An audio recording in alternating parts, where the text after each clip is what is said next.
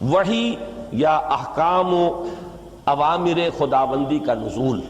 فرشتوں کے ذریعے ہوتا ہے۔ فرشتوں کا جبکہ وہ فرشتے وحی کو لے کر نازل ہوتے ہیں یا احکام خداوندی کو،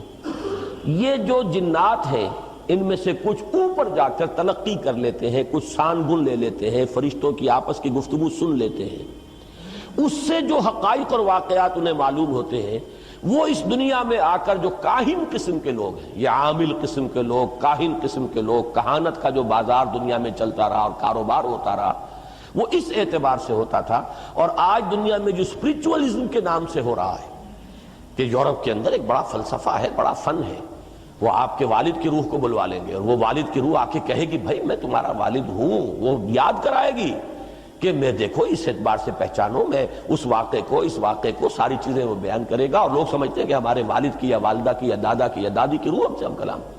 یہی شیاطین ہیں در حقیقت کہ جو دھوکہ دے رہے ہیں اور گمراہ کر رہے ہیں انسانوں کو، اور یورپ کی اسپرچولیزم کا بھی در حقیقت پورا میکینزم انہی جنات کے حوالے سے۔ فرشتے کبھی اس کاروبار میں ملوث نہیں ہو سکتے، وہ بہت مقدس ان کی ہستی ہے اور وہ اس طرح کے معاملات سے منزہ ہیں، اعلیٰ اور عرفہ ہیں، لیکن جنات کے اندر یہ سارا دھندا موجود ہے۔ یہ جو خبریں لینے کے لیے دور تک جاتے تھے اور سمائے دنیا تک ان کی رسائی ہے،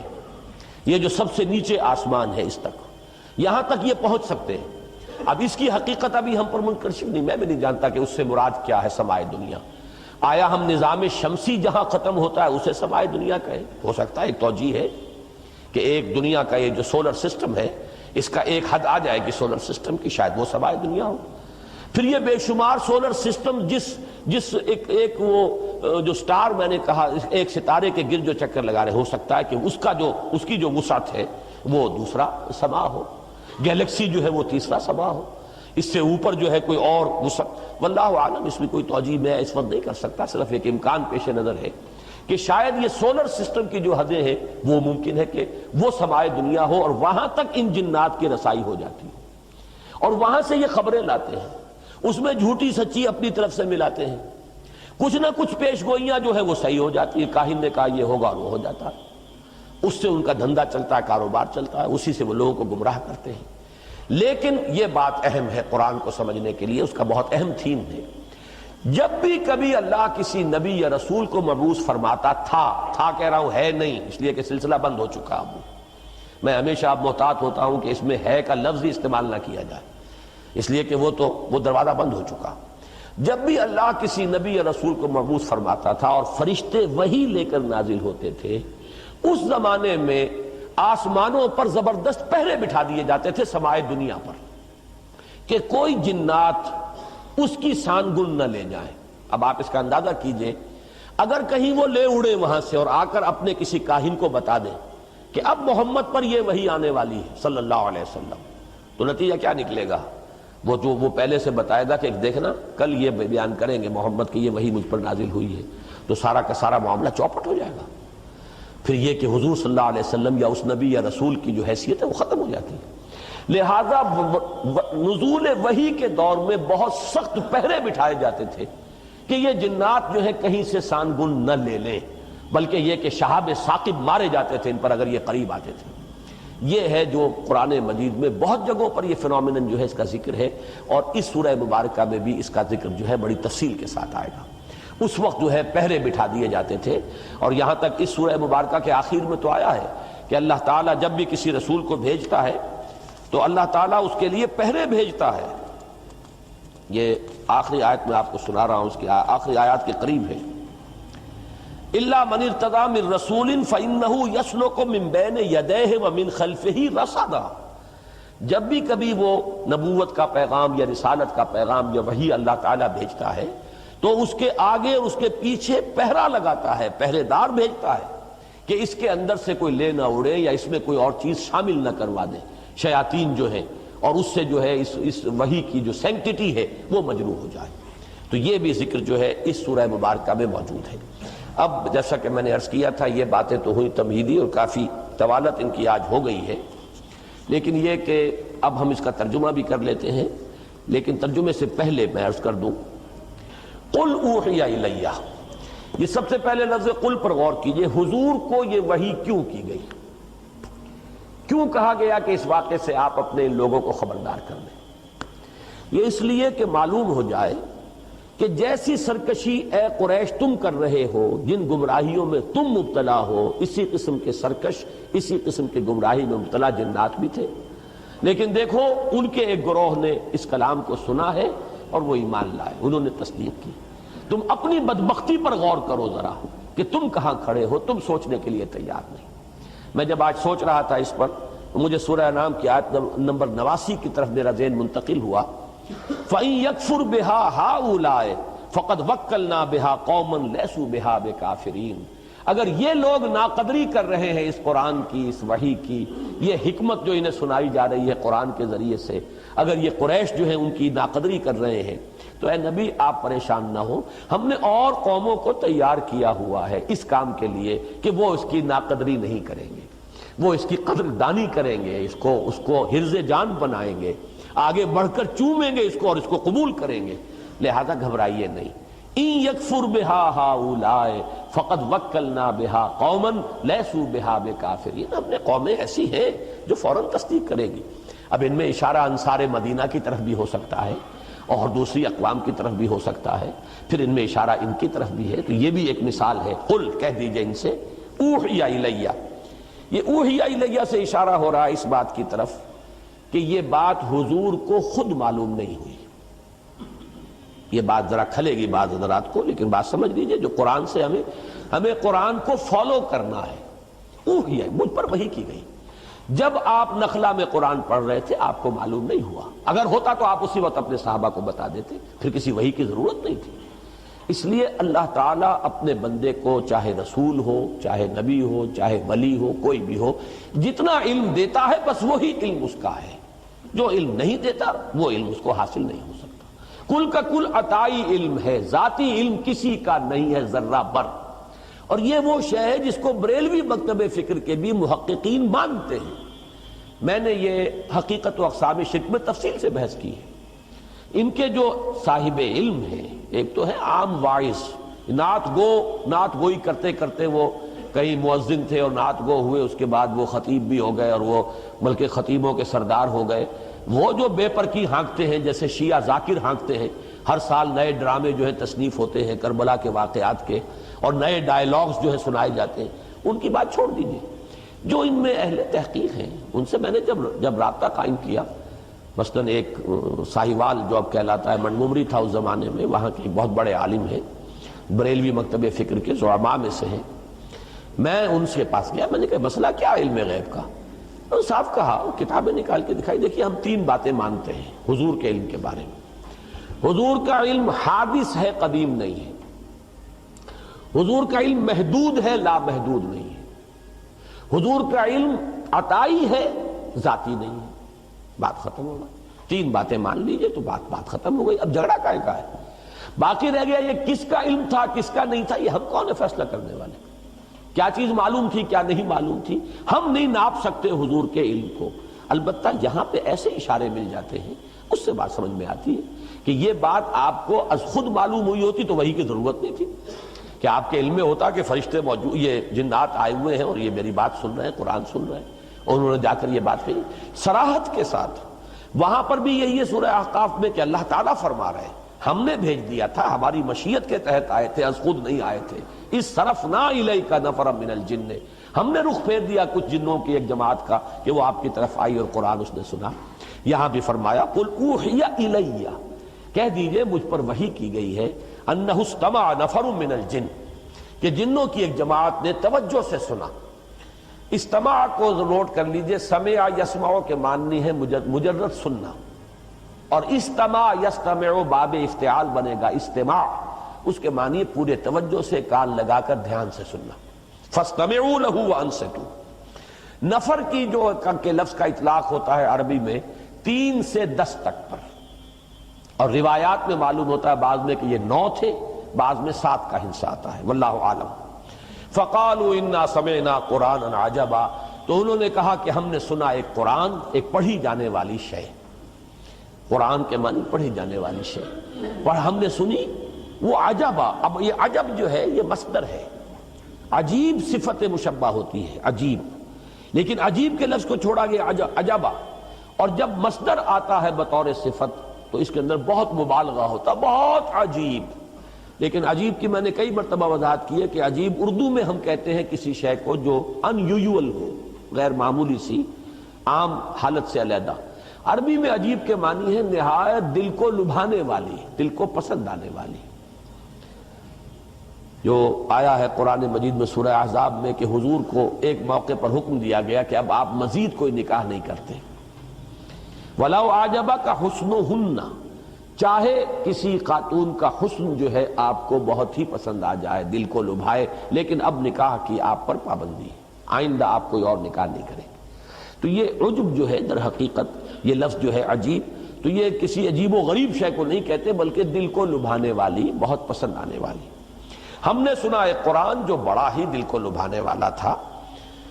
یہدی الی الرشد، رشد یہاں پر آیا ہے سبیل الرشاد کے معنی میں، جیسا کہ سورہ مومن کی آیت نمبر 39 میں وہ راستہ، رشد جو ہے بڑا جامع لفظ ہے۔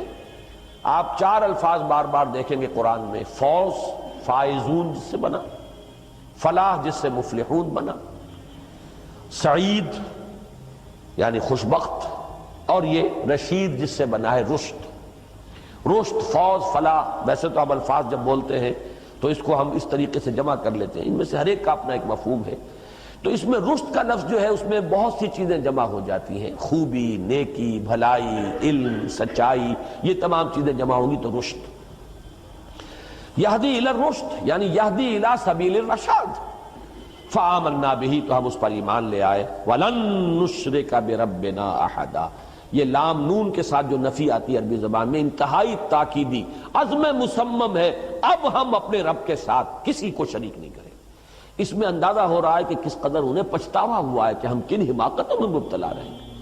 ہم کن گمراہیوں کے اندر جو ہے وہ ہم گرفتار رہے ہیں، کن وادیوں میں بھٹکتے رہے ہیں، ہم پر تو حقیقت منکشف ہو گئی۔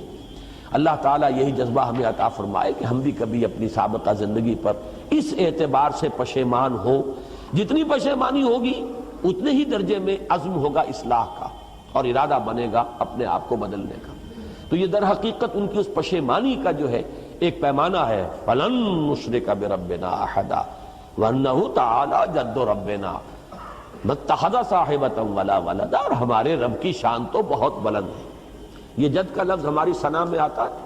سبحانک اللہم وبحمدک، تعالی جدوں کا، تیری شان بہت بلند ہے۔ انہو تعالی، یہی لفظ ہے وہاں پر ثنا میں،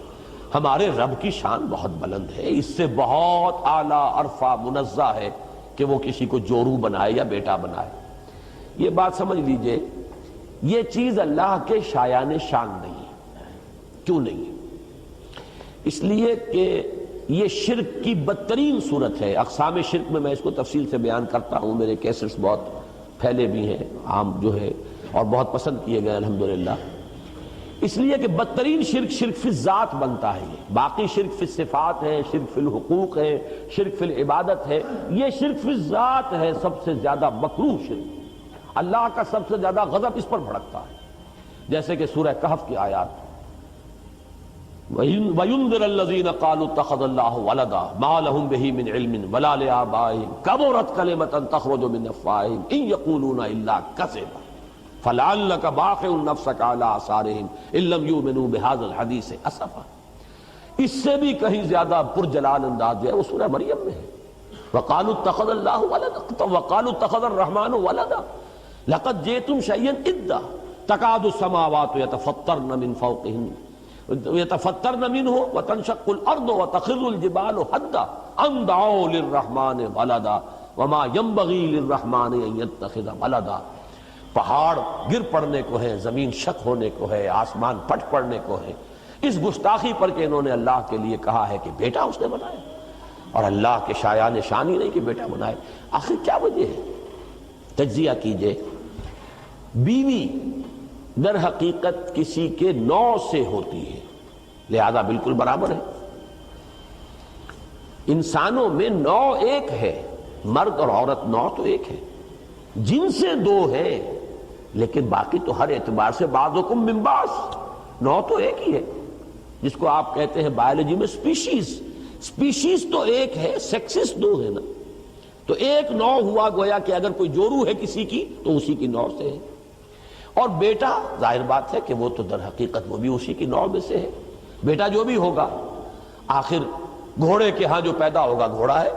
گدھے کے ہاں جو پیدا ہوگا گدھا ہے، انسان کے ہاں جو پیدا ہوگا انسان ہے، تو اللہ کے ہاں جو پیدا ہوگا وہ اللہ ہے۔ یہ ہے در حقیقت شرک کی وہ بدترین صورت کہ ہر اعتبار سے اللہ کے ساتھ بالکل مساوی کر دینا والا معاملہ جو اس شرک میں آتا ہے کہ اس کے لیے کسی کو جورو یا اس کے لیے کسی کو بیٹا قرار دیا جائے، اولاد قرار دیا جائے، وہ تو بالکل نوع ہی ایک ہو گئی، ایک درجہ، ایک سید زیادہ سید ہے، مغل زیادہ مغل ہے، راجپوت کا بیٹا راجپوت ہے، تو اللہ کا بیٹا تو مکمل اللہ ہے، بالکل برابر کا ہے، کفو ہے، ہم پلہ ہے، مد مقابل ہے۔ تو یہ ہے در حقیقت انہو تعالی جد ربنا، ہمارے رب کی شان بہت بلند ہے، وہ اس سے بہت اعلیٰ اور عرفہ ہے۔ وَمَتَّخَذَ صَاحِبَةً وَلَا وَلَدًا وَأَنَّهُ كَانَ يَقُولُ سَفِيهٌ عَلَى اللَّهِ شَطَطًا، یہ سفیہ جو ہے یہ واحد کے لیے بھی آتا ہے اور جمع کے لیے بھی۔ یہ بھی ہو سکتا ہے ان کا ہمارے ہاں کے بڑے بدھو اور بڑے یہ جو بنے پھرتے تھے ہمارے گرو گھنٹال، ہمارے لیڈر، ہمیں بڑی غلط پٹیاں پڑھاتے رہے، اور انہوں نے ہمارے ان بے وقوفوں نے اللہ پر جو ہے وہ بڑی غلط باتیں جو ہیں جڑی ہیں، اور غلط ان کے اللہ کی طرف منسوب کیا ہے کہ اللہ نے کسی کو بیٹا بنا لیا اور اللہ نے کسی کو جو ہے اپنا برابر کا درجہ دے دیا ہے۔ تو یہ شیطان لعین کی طرف بھی اشارہ ہو سکتا ہے، اس کی ذریت معنوی اصل بھی مجموعی طور پر بھی مراد ہو سکتی ہے۔ وَأَنَّهُ كَانَ يَقُولُ سَفِيهٌ عَلَى اللَّهِ شَطَطًا وَأَنَّا ظَنَنَّا لَن تَقُولَ الْإِنسُ وَالْجِنُّ عَلَى اللَّهِ، یہ ہے وہ سادہ لوحی، بہت اہم ہے یہ آیت۔ اکثر و بیشتر عوام الناس اسی سادہ لوحی میں مارے جاتے ہیں۔ آپ کا عام بیچارہ بریلوی جو ہے وہ کیا سمجھے، وہ تو اپنے مولوی کی بات سنتا ہے، اپنے واعظ کی بات سنتا ہے، وہ یہ گمان نہیں کر سکتا کہ یہ ہمیں دھوکہ دیں گے دین کے اندر، اللہ کے معاملے میں۔ اسی طریقے سے کوئی شیعہ ہے، اسی طرح قادیانی ہے، قادیانیوں کا ہر شخص تو ان میں سے ریسرچ نہیں کرتا، ہر شخص قرآن مجید کی جو ہے تحقیق نہیں کرے گا کہ ختم نبوت کے کیا معنی ہے کیا نہیں ہے۔ اب جو بھی ان کے ہاں ان کے وہ بٹگر ہیں، ان کے گرو گھنٹال ہیں، جو پڑھاتے ہیں وہ اپنے اسی خیال کے اندر کہ آخر یہ کس چیز پر ہمیں دھوکہ دیں گے، کیوں دھوکہ دیں گے۔ تو عوام الناس دھوکہ کھاتے ہیں اپنے رہنماؤں سے، اور اسی وجہ سے کھاتے ہیں کہ وہ یہ گمان نہیں کر سکتے کہ ہمیں دھوکہ دیں گے، کس لیے دھوکہ دیں گے، اللہ کے اوپر کوئی غلط بات جڑیں گے۔ وَأَنَّا ظَنَنَّا أَن لَن تَقُولَ الْإِنسُ وَالْجِنُّ عَلَى اللَّهِ كَذِبًا، ہم نے یہ گمان کیا، ہم اس خوش فہمی میں رہے، ہم یہی سمجھتے رہے کہ جن اور انس ایک دوسرے کے بارے میں جھوٹ بول دیں، اللہ کے بارے میں جھوٹ بولیں گے۔ وہ جس کو کہتے ہیں فارسی میں کہ بازی بازی بارش بابا ہم بازی، یہ تم کھیل کر رہے ہو، استہزاء کر رہے ہو کہ اپنے باپ اور دادا کی داڑھیوں کے ساتھ بھی کھیل کرو گے،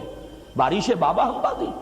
تو یہ جھوٹ جو ہے تراشنا اور جھوٹ جڑ دینا، چاہیے اللہ پر جھوٹ جڑیں گے۔ ہم نے یہ سمجھا کہ انسان ایسی حرکت تو نہیں کریں گے، یہ جنات ایسی حماقتیں تو نہیں کریں گے۔ وَأَنَّهُ كَانَ رِجَالٌ مِّنَ الْإِنسِ يَعُوذُونَ بِرِجَالٍ مِّنَ الْجِنِّ فَزَادُوهُمْ رَهَقًا، اور یہ کہ بہت سے مرد سے جو تھے یا انسانوں میں سے بہت سے لوگ وہ پناہ طلب کرتے تھے جنوں میں سے لوگوں کی، اس سے ان کی سرکشی میں اور اضافہ ہو گیا۔ اب یہاں امکان ہے کہ یہ زادوہم رہقا، زادو کے اندر ایک ضمیر ہے فاعلی، انہوں نے اضافہ کر دیا، ہم ضمیر مفعولی ہے ان کے لیے یا ان میں، لیکن یہ کہ اضافہ کرنے والا کون ہے، کن میں اضافہ ہوا ہے، اس میں دونوں رائے ہو سکتی ہیں۔ یعنی جنوں نے ان انسانوں کو اور گمراہ کیا، پھر اور غلط راستے پر ڈالا۔ اچھا تم اشرف المخلوقات ہو کر اور تم ہماری پناہ طلب کر رہے ہو تو ہم تمہیں ایسی ایسی وادیوں میں لے جا کے بھٹکائیں گے کہ تم جہنم کا ایندھن ہی بن کر رہو۔ اور ایک یہ بھی ہو سکتا ہے کہ انسانوں کے اس طرز عمل نے ان شیاطین جن کے اندر جو نشہ ہے اور چڑھا دیا، یہ ہماری پناہ طلب کر رہے ہیں تو گویا کہ ان میں سرکشی، اپنا غرور، تکبر، تمرد، شیطنت، سرکشی جو ہے وہ اور بڑھ گئی۔ تو یہ دو طرفہ ہے، زادوہم رہقا، یہ گویا کہ جس کو انگریزی میں کہتے ہیں وشس سرکل، کہ یہ ایک دوسرے کی گمراہی کے اندر اضافہ کر رہے ہیں، اور یہ دونوں کیا چونکہ اس میں یہ احتمال موجود ہے تو یہ بہت ہی ذو معنیین کہیے، اور دونوں معنی جو ہے اس کے اپنی جگہ پر صحیح ہے اور درست ہے۔ وَأَنَّهُمْ ظَنُّوا كَمَا ظَنَنْتُمْ أَن لَّن يَبْعَثَ اللَّهُ أَحَدًا، اور یہ کہ انہوں نے بھی یہی گمان کیا تھا، انسانوں نے بھی، جیسے کہ تم لوگ گمان کیے بیٹھے ہو کہ اللہ کسی کو نہیں اٹھائے گا، ہرگز نہیں اٹھائے گا کسی کو۔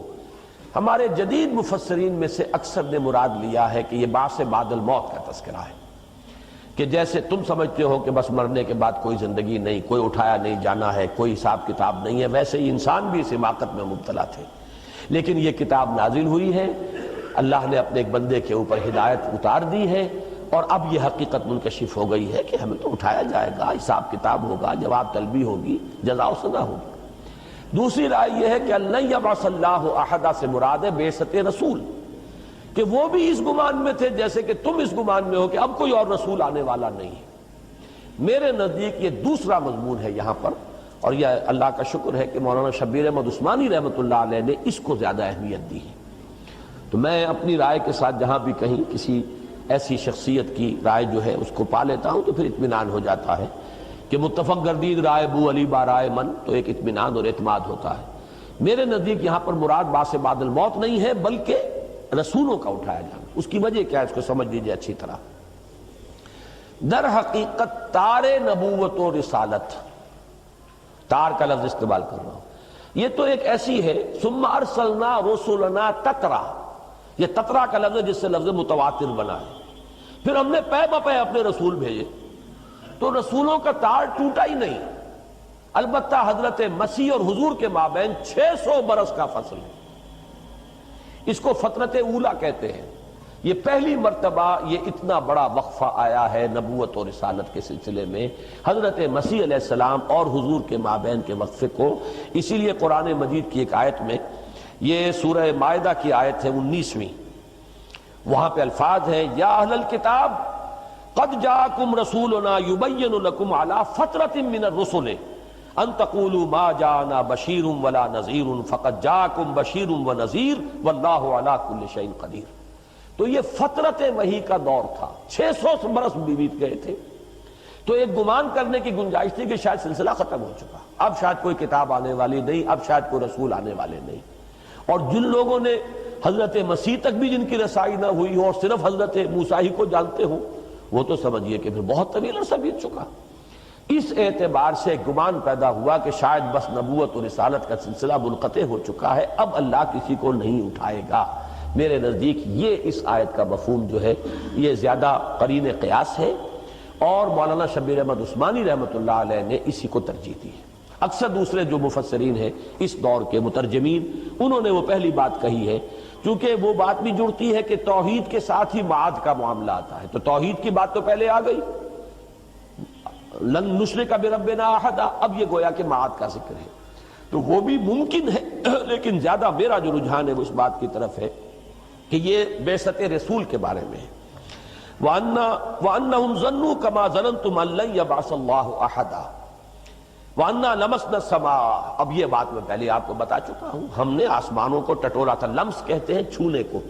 جیسے کوئی اندھا جو ہے وہ چھو کر دیکھتا ہے کسی چیز کو،